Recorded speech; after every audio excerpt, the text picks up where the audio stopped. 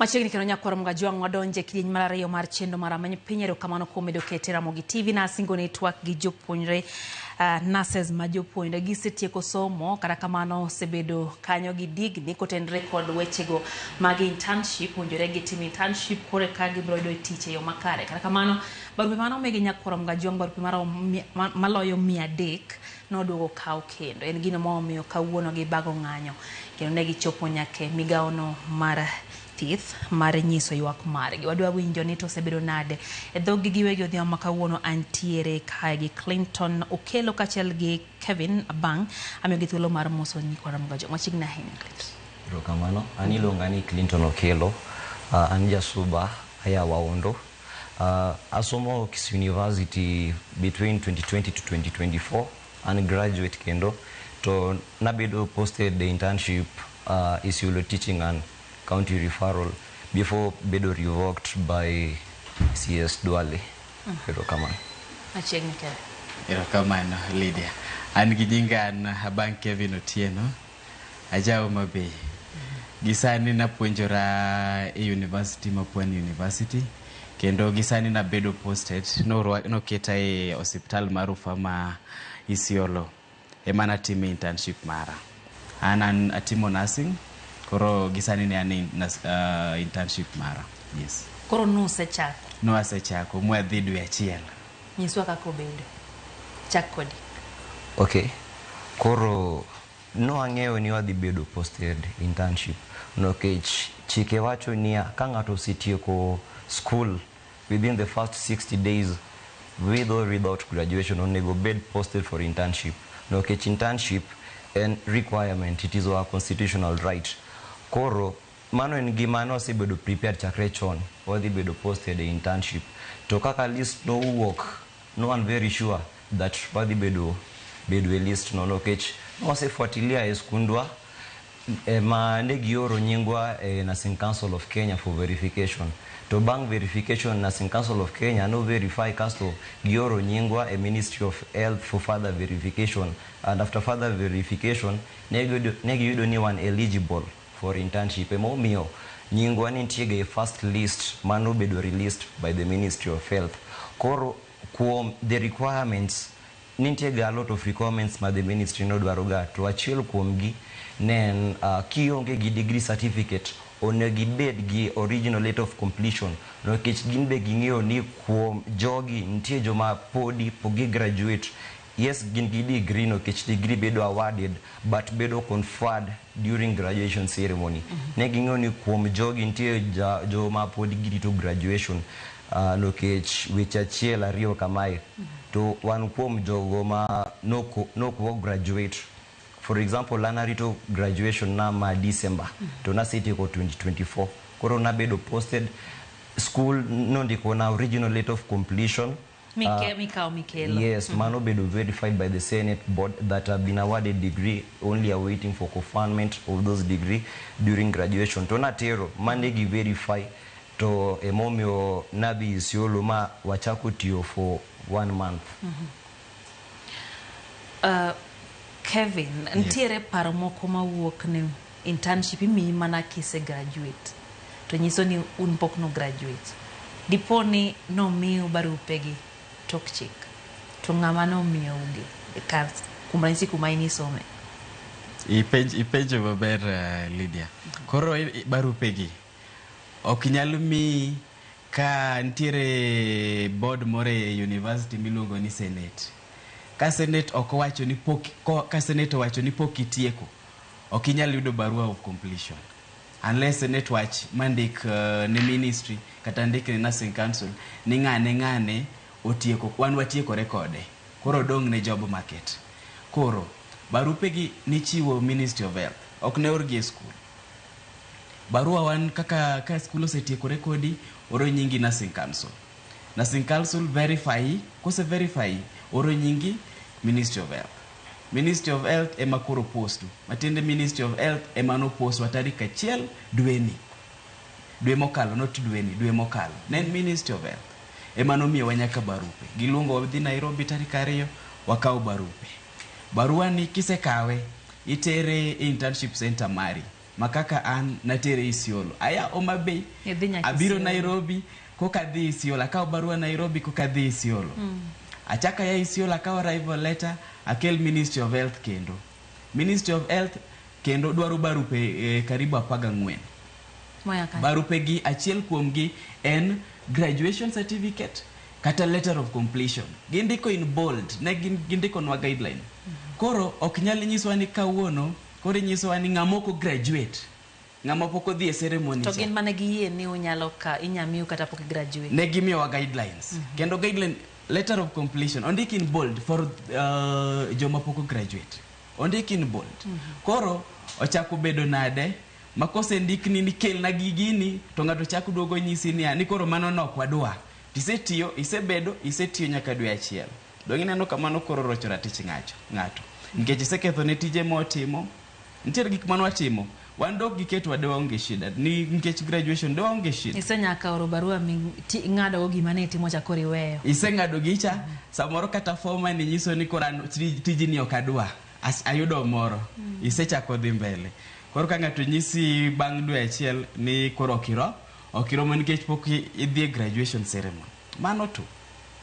Quinton marketing kama nade erika kiwinjo ang'eni iwacho ni itieko higni 4 e school kisomo mondo ibed nurse kae to matimore. Ere gima picha mamami anyako tenre kod kitelo gi jogo mabende owinjo bed ni chiwo lai makare ne jopuonjre mondo gidhi mbele gi chenro mag somo. Koro picha ma jogi semonwa ni gin gi poor planning first of all. Nokech wasomo higni 4 ma watieko 2020, watieko 2024. Most of us are able graduate 2024 nokech are able chopo graduation list on time nokech no bedo affected by the COVID-19 pandemic. Koro ntie kaka no bedo lagged behind but no atieko somo. Mind you, Senate mar school ok nyal ndik ni ginene completion letter ka in gi any pending issue, ka in gi any supplementary, ka in gi any retake. Ginyalo ndiko ni mana ka isekadho penj te to wan gigo no asekadho. Koro ing'eni kata kwa graduate, graduation en ginene en ceremony mar 2 hours. Kaso kata kwa graduate sani onge skills mora ma graduation nyalo ginene nyalo medo noa. Koro ing'eni gini en poor planning to the government. I can say that because gimano timore this year nintie gaji 339 mano bedo omitted in the first list. To jogo negi se graduate as early as 2023. Koro serikal noko post jogi last year. Koro no nego gibed posted this year. Koro gimano timore skund gi kuma jogi yae negi fail oro nyingi for verification which according to their mind negi wacho gani no si oro nying mar jogi last year. Koro negi fail oro this year for further verification. Koro no gibedo posted this year. Koro negi dhie ng'anyo kasto ma negi ndiko petition. Koro gima serikal otimo gidwa solve problem by creating another problem. Ngeni koro jogo negin eligible. Wanto gimano wadwaroga mana jite ma eligible for internship obed posted. One gijomano graduate before us obed posted. Lakini gima serikal otimo gigolo wanyingwa kai nino kech pokwa graduate to no asitiyo gi pesa, no asi invest time for a month. Gigolo wanyingwa nino kech pokwa graduate kasto wabedo replaced gijomano graduate earlier. Ingeni kanyo waneno onge problem ma serikal no solve. Gi kendo gise replace. Yeah. Gise podi. But wasi bedo replaced gijogo. Gise yudo barupe. Wow.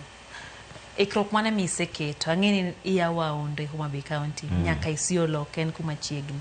Ikroge mage miseketo iseyudo komidaki iseyudo what? Ing'eni koro gigi ne gidwaro ga documents mang'eny, documents almost 14 documents. Ne gidwaro ga gik machal NSSF, hospitali no adhiga moko ne gidwaro ga good conduct. Ing'eni gigi watiyo gi pesa. Manyo gigi documents gi CRB. Yes. Koro gigo no photocopies go, printing documents go.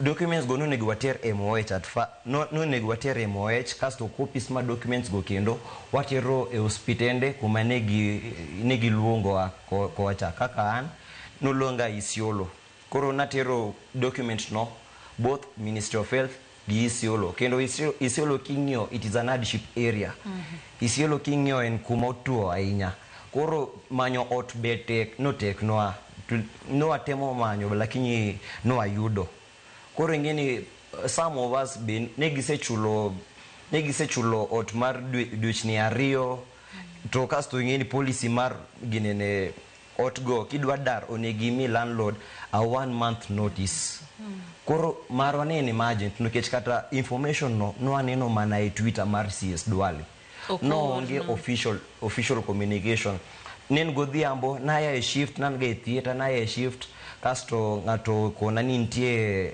information moro ma CS Duale post e page ni mar Twitter kata page mar ministry koro ni romo gi wachni e Twitter kanyo manwa romo gi wachni ni wabedo revoked through the handle mar CS Duale.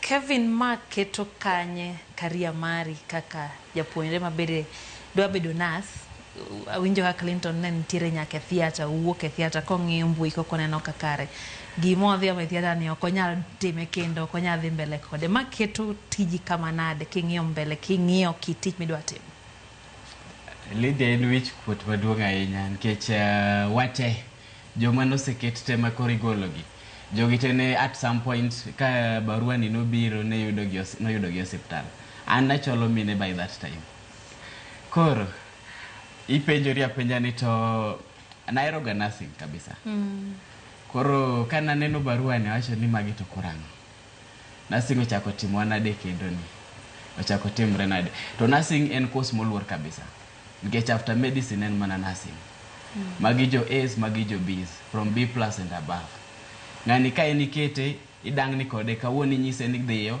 kiny inyise ni duogi to you expect no handle ngima dhano expect no handle ngima dhano koro iketo ng'ato e kamoro mowacho ni kata ka ji nene dala kucho wacho ni somo no joma riek go be onge gima konyogo nikech sani asebedo dala wiga achiel kogola sani ka bedo revoked recalled adhi bedo kenda another 1 year mago 2 years tingeo nursing oken ka education maka kinyi tieko kati chope for dhia tinyalo yudo tich without TSC number nursing nyaka yud license mabende ko yudi ki practice monge license ibiro ni abira igni 10 itwe koro en ketho sawa nikech asebedo higa achiel dala koriemba kenda dhi chaka bedo higa machielo mago igni 2 koka achak bed koka keta internship next year but in internship be dhi 1 year mago igni adek ka onge license matino kanyal practice kodi chalo nono mano is the difference between nursing gi courses mamoko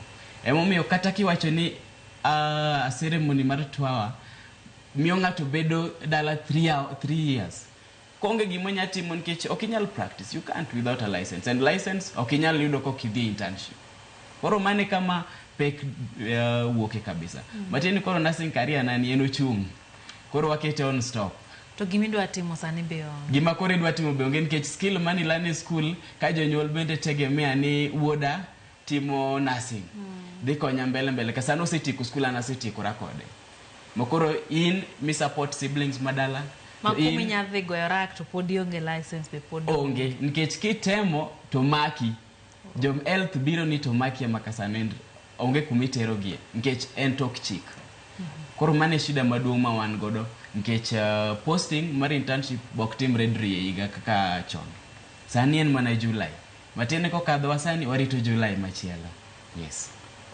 Clinton kawuono bago ng'anyo ne intie kanyo nyiswa ni to paro mane ungo tudwani otim nang'o to nochake kanyo to chopo nyaka kanyo koro osebedo ng'anyo chakre last week nwachako ng'anyo chakre last week Monday wadwa mana justice to be served unto us wadwa serikal winj dondwa koro last week no ng'anyo nyaka e parliament around Thursday pasto no achiwo petition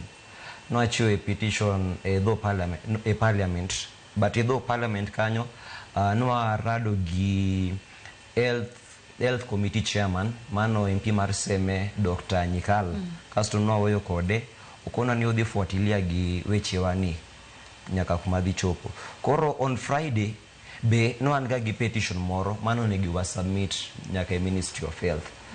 No atemo submit lakini security manin ga kanyo negi tamore mondo submit petition no. Lakini podino kwa give up no kech wadwa wachni obedo solved once and for all no kech weche internship. This is not the first time ma wan gi ginene wan gi misira I watch internship ni nyaka last year nan gwa gi watch mar internship gi by the then CS mar health na kumicha mano dwaga ngado salary stipend mar interns to jino dhi ng'anyo last year to ginene no ayombo ng'anyo no to emomio nyaka sani wan sure nyaka mai pod wadhi yombo. Justice is going to be given unto us. This is not the end goal. Koro kawuono no achopo mondo watem submit the petition no kech no atemo submit last year to negitamore. Kawuono CS dwali nin ga gi meeting MOH kanyo no dwaro garado kode lakini the security no dagi. But petition negi yie kawuono no oro representative ye kanyo kasto no achio petition wa secretary mar CS Duale to one very hopeful petition onyal dhi chopo ne CS Duale to wadwa ni osom gigo no kech wach internship ni it is very unfair and it is very unjust for us no kech one this month no ritoga salary by month end kasto warito salary kasto gima yudo and revocation. Koro wachni obedo it's very painful to us because kineno most of us onge ngama wacho ni hakuna mwenye ame spend less than 70,000 a watch internship ni. There is no one. Angi classmates moko noter Garissa, moko noter Lodwar, anotera Isiolo to Dalawa no Aondo. Like there was a lot of we have invested a lot in Wachni. We have invested our money. We have saved life already during these 3 weeks. We have invested time and money and energy. Koro, one very hopeful that this thing is going to reach the CS Duale kendo wanyo ongeo already ongeo gimadi dimbele kai. To one very hopeful be nyalo chopone President, His Excellency William Samoei Ruto. No kech pesa budget ingeni only 306 to budget wa bibedo mana 400 million kanyo. Ok mang'eny kende to wawinjo pesa nitie ok ni pesa onge ka Harambee Stars no yudo 600 million to Nases koro maini sayang ngate tira to en bosa cholo nyaka ng'ato. Yeah. Timo CPR save a lot of lives kocha Isiolo kocha which is an hardship area. Mo winjo be ka ni medigi moro mati. Yeah. Hardship allowance. Kevin in bende ne dhi ng'anyo. Yes. Ang'o gini manie petition motero. Koro petition weche mage madongo manuketwe. Winjo ko wacho ni geno maru en mondo mi weche gi ochop ne jatend piny kachiel gi CS kanyalore mondo en bende goye wang'a gin weche mage manuketo. Koro kwayo marwa en mana ni CS mondo mi interpret the law maber. Mano is the first thing. The second thing mondo mi onyiswa nena ni to edweche mwasetiyogi dhi bedo nade nikech nwasetiyogi pesa ng'ato se relocate ng'ato se chulo deposit ng'ato se nyiew kitanda ng'ato se nyiew gimoro amora dhi bedo nade koro nikech wabedo revoked yes dhi bedo nang'o koro then in case pod onyono piny next posting dhi bedo nang'o nikech ntiere gimoro miluongo ni collective bargaining agreement mano bedo signed 2017 orumo higani matini korumo higani wadhi chandore higa manyien matini higa manyien pod wadok mendara mondo mi wayud another collective bargaining agreement kod CS mabe you can't be sure ni to dhi bedo nade koro nikech ntiere gimiluongo ni Public Service Commission Internship Act masani ni e bunge ma 2022 sani en e bunge wakia ni kodhi okadho to dhi bedo nango nikech kodhi okadho idhi iwacho ni allowances and stipends or salaries will be determined by the CS. Koro wakia ni CS madhi bedo no dhi determine nango nikech mambo wach mag mshahara usechendo seriously wach mar internship. Samore dwano time nono, samore dwano time gi pesa matin, koro akia gima dhi mbele. Koro dhi bedo matek seriously. Koro wadwa ng'eyo niya, kwa bedo revoked sani ang'o madhi timore. Yes, then again wadwaro mondo parliament o summon CS. Oluonge niya, nikech jogi nyithindogi no bedo verified under 3 steps. Mokwongo school of verify owacho ni waromo. Mar ariyo nursing council o verify owacho ni waromo. Mar adek Ministry of Health oronwa guidelines ni magi gik mwadwaro kuomu. Watero wamit te mwatero mwamiyogi magi wacho ni sawa uromo dhi uru. Magi post wa mwabedo 1 month dwe achiel. Kwatiyo koro dwe achiel ni koka ng'ato duog fenyo ni ng'ani cha natero marach noko nengo dhi. Mano dong iriambo nikech jomiketo e ginegi jomiketo mondo verify nyithindo gi e Ministry of Health gi be chulo pesa. To oken nyadichiel ma wabedo verified e Ministry of Health. Ntiere mwabedo verified gimoro tarik 4 actually. Mane nursing council wacho niya waneno ka ntiere list ni nigi discrepancies. Koro wagombo mondo school senate oronwa list mar nyithindo mosetieko te. Senate wanotimo kamano. Senate mag skunde one over 10 schools institutions actually. No oro magi bedo satisfied ni okay fine. Kachopo kendo kaling mathin gimoro 2 weeks or 1 week gichako kendo ni verify list. Gichak verify. Koro magi ng'eyo indiko mana ji karibu tieng didek mondo tim the same service. Matini mano is mana gimane Clinton wacho ni poor planning. Nok gi ikore. To kok gi ikore to gimiwa guidelines marach nango. Ngech guidelines mane gimiyo emanwa tiyo godo. Koro odhi onyiswa ne bunge niya ka bunge osamo ni committee mar health. Nito ang'o madhi mbele, ang'o miyo nyithindo gi oketgi gidhi bedo stalled for 3 years. Monge gima ginyatimo to nyithindo gi osomo gi nyithindo maria. Yes. Then wadwaro bedo gi dialogue gi CS. Odwani wabed kode piny. Ntiere chieng' moro kanyo last week nwabedo kode gi bura moro ma apoya. Nokena formal dialogue. Koro bura mapoya ni CS kanodonjo. CS nowuoyo dhe olwanawa. Okomiyo wathuolo mondo mi joma moko gi bende wach ni to yuak gi nango nikech dialogue iwacho ni ng'ato kel pachi waro medie mondo mi wa compromise. To loke mono. Yes, to en noloke koro osomo nwa dhe osomo ne jotelo go 1 hour. Koka ni mano dialogue. Donc onego wabed serious as a country. Yes. Koro bang'e no onge gima no riembo wacho ni dhi graduate. To koro graduation internship no chakore gima no chakore 2010. Since 2010 almost even more than half of interns dhi kapoko graduate. Kata mana clinical officers interns ng'eny gi dhi kapoko graduate koka even after 6 months or 3 months giduogo gi graduate school. Kechite kuonde mabe higa ka higa onge graduation nitimo bang'e gi Yes, or itimo at the end of the year. Ntiere skunde moko kaka Nairobi University or Kenyatta University. Gimbende wan kod gi shida achiel ni. Koro gin gi pusore nikech gin gi graduations ariyo higa. Gitimo June to kendo gitimo end of year. Emomiyo gi pusore to ne wan kod nini yuak achiel ni. Koro ing'eyo en systemic delay then again two heads kadhao in this case nursing council kod Ministry of Health. Koro wan magi kelo nwa lawama. Emane Clinton wacho ni you solve a problem by creating another problem. Koro ng'eyo en double jeopardy. Nikech sani koro nyathini ise stall his life. Onge kumodwa dhiye, onge gimonyalo timo nikech system uketo kamano ni onge gimonya timo konge license. Moko no sechako bedo gi stress. Moko kia koro ni gichom kanye. Moko koro idhi lorne kata udi kuonde ma gintiego. Koro moro no sechulo pesa lodwa for 2 months plus deposit. Wow. Lodwa. To kor gini Nyanza.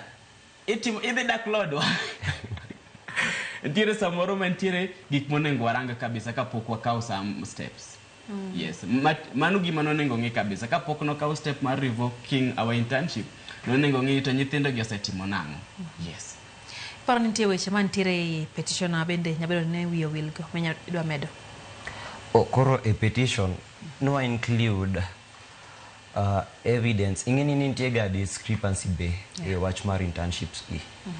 For example, di yudo nitie ng'at mobedo posted diriyo. A first list nyinge ne nitie kendo a second list be mano wuok. Ma ne gidwa medo joma noko bedo posted in the first list be nyinge wuok. Koro nitie kaka serikal nitie gima gipando. There's something that they are riding. No, nitie there are people there ma nyinge wuok diriyo kanyo. Twice. Koro petitions go waketo all the evidence kendo ingeni Duale owacho ni wonge gi degree kama ne ma owacho to king'io our completion letter owacho niya kendo our senate board owacho niya we have awarded him degree, please facilitate his internship. Koro nitie difference between awarding and conferment. We have been awarded our degree. Warito mana bedo conferred through a ceremony. Graduation is just a formality. Koro warito bedo awarded a graduation by the councillor madhi bedo sent by the president just for formality. Lakini degree wan godo. Kendo awacho niya graduation onge skill mora madhi medonwa. Onge skill mora ni kwa se graduate dhi medonwa. Skills wan godo already. Wase somo gini ang'wen kaka chike mar nursing dwaro skills wan godo. Graduation onge skill mora madhi medonwa. Wasaneno bende kinde mokalo kantiere moko kuom jochiw thieth mang'anyo ma jotich wuon weri gi interns. Dipo ni timruok gi interns kamae kata gi nurses ma gin jopuonjre gi. Dipo ni nyiso kaka serikal osebedo ka handle weche mag jochiw thieth e pacho kae. Koro kaka serikal handle weche mar jothieth gi handle very poorly. Nokech onge kaka inyalo yudo ni a nurse ichule 20,000 kata 15,000 a month. Mano ingeni nitie disadvantage gi advantage mar devolution. To kendo health no bedo devolved. Jothieth ichulo gi county government. To koro county government kanyo nokech ni wang'eny ichulo pesa matin nokech ging'eyo kendo giwacho ni kok idwa to iwe wanyalo manyo ng'at moro manyalo tiyo the same skill. Koro emomiyo ginene Nases jotendwa go Nases sani gine ng'anyo from different counties including Kisii nokech county government fail implement the CBA mar 2017. Aduogo iri Clinton seche ma Kevin seche ma iwacho ni wanyalo kawo ng'ama chielo. In bindi sewacho kanyo ni giminya timo kendo onge. Komi thuolo kawuono oduokie klas 12 yier gimidwa timo. Ibo kawo nursing kendo. Gini dipo ni wei kama nade kaka japuonjre. Gini sani koro wei kama ichalo nono in the society. Nikech onge giminya timo for the meantime. Koro en okobeda motivation ne nyithindo mamoko manichien kucho matiyo matek mondo mi gibed gigo wacho ni amba gombo bedo kaka ng'ane. Koro ing'eyo kaka nitiyo kodi chon kaka good example sani koro itiyo kodi kaka bad example. Wacho ni ng'ane gini bendo timo kosni to gin madala gibedo ka. So it paints a very bad picture to our siblings and ne ng'ata megweng. Sani koro ini beda onge giminya timo. Koro wewa kamara serious. Yes. Pono ni dwaro maru mar romo gi CS dwaro wach ni kawuono no bedo piny kembele ni kai. Yes. Odwa winjo koya ire nyanyise nang'o. Anyanyiso CS ni koluwo chik. Oluwo chik to the latter. Chik mosomo mo interpret mawacho ni graduation is a requirement. Same chik wacho ni in appendix 20 NPSC 2016 bill. Wacho ni mondo mi terminate ngata from their internship nyaka imigi 1 month notice from either party. Kan madwa terminate internship, I give the Ministry of Health 1 month notice. Ka Ministry of Health madwa terminate my internship, give me a 1 month notice. to gimano timore waneno barua ka circulate Twitter. Koro ng'eyo nikech en Twitter to jigoche ni bineno gicha kata text ni bineno gini. To barua wacho niya, koro barua biro kawuono 30th of July. To barua nyisi ni by 1st August you should have vacated that facility. Koro mano minus half of the day nikech barua no biro godhiambo in the evening. Barua biro gimoro saa 11 kucha. Koro mano bi mana some few hours. Koro kiluwo the law, waluwe to the latter. Secondly, kidwaro implement chike miyudo kanyo, at least nitiere gimoro miluongo ni communication through circulars.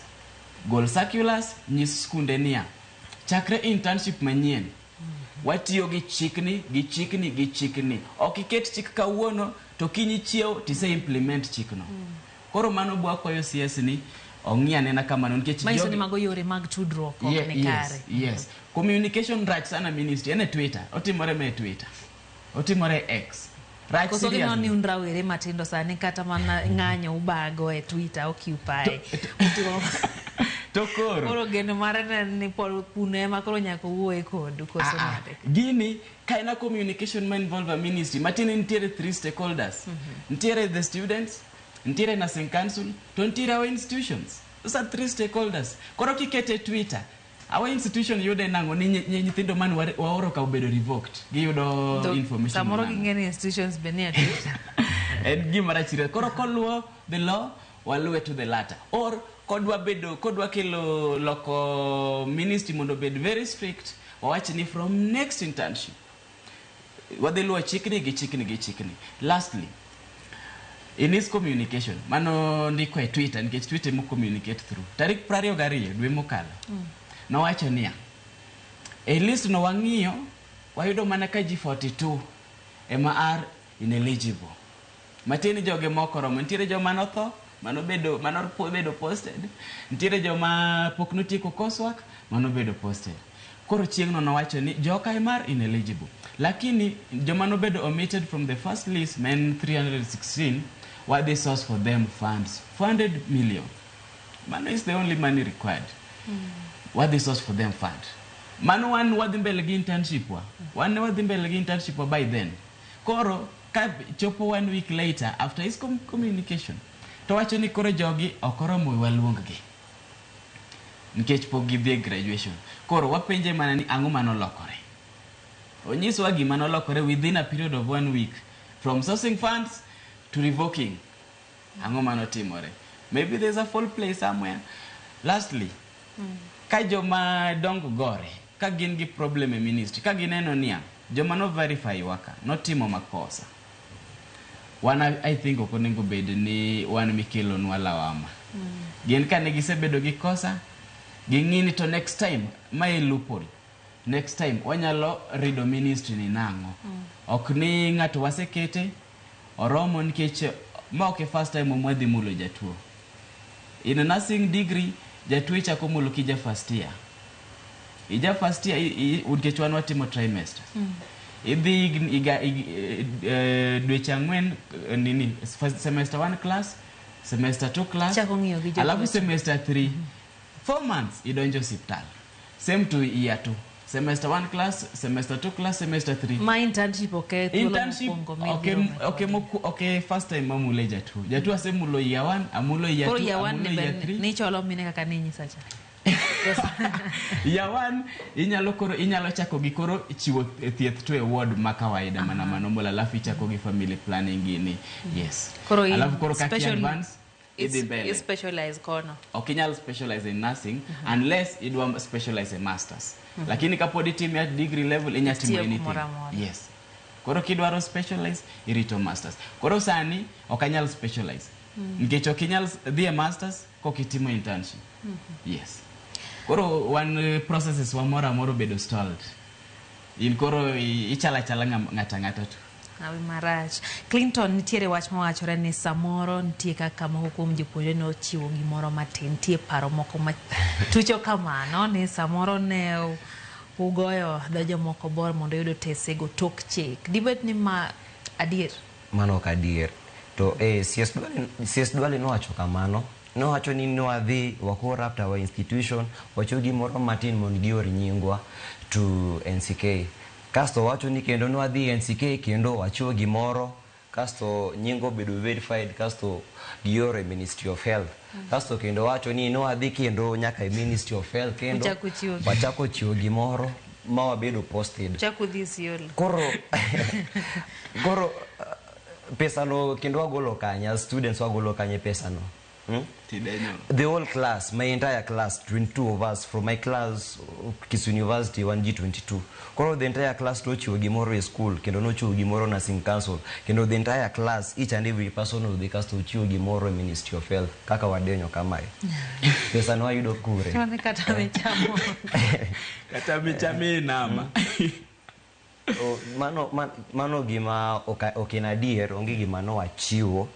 Gimani ntie, we are also wondering how the 42 people found themselves in the list because only ntie anyalo wacho ni jogo moketho noa nokech only 42 people mano yud ineligible mar internship nokech for years even before CS Dwale or Cow ministry ni people have been posted on the basis of coursework completion, okay, or graduation. Mama okentolo mokuongo. Yes. To coursework completion wacho nia wasetieko onge gi pending issue mora to kendo wakadho penj te.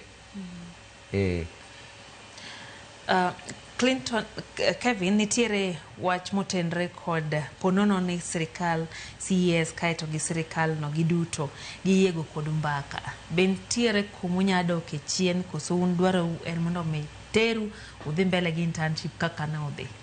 Okay. Options mangima utiego. Gimo wacho maduong ni reinstate duoki. Alafu ka wabede dialogue kaka na wachicha dialogue en waro mediere wa compromise.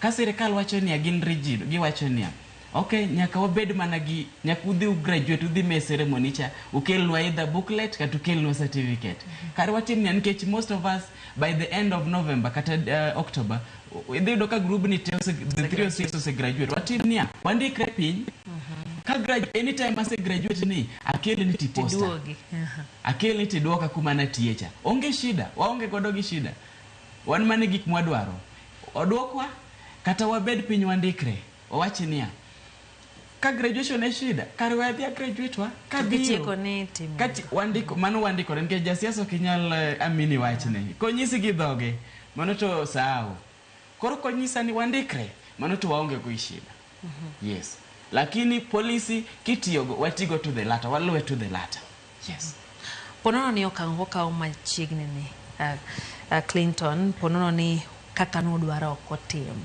anano kuchako wach mar ng'anyo ndalo moko kwatwa gi mokuom jotend jo KMPD giwacho ni gibro ng'anyo nyaka ging'any ere step modhi kao dipono udhi medo ng'anyo kendo ng'anyo koso nitie yo machielo modhi teo mondo miwinj godo duondo wan gi yo mang'eny ng'anyo en mana one of the ways mwatimo loso gini wan gi ginene watimo communicate watimo dialogue gi the Ministry of Health through our leaders and kendo watemo tudero gi ginene gi our union be gitem speaking on our behalf mbele kocha nokech gin gi connection malo kanyo to ng'anyo it's just one of the way mawatemo ginene ingeni ng'anyo wadwa the public gi serikal ngeni ko aling ko bedo e ot ji dhi ng'eyo ni onge gima tim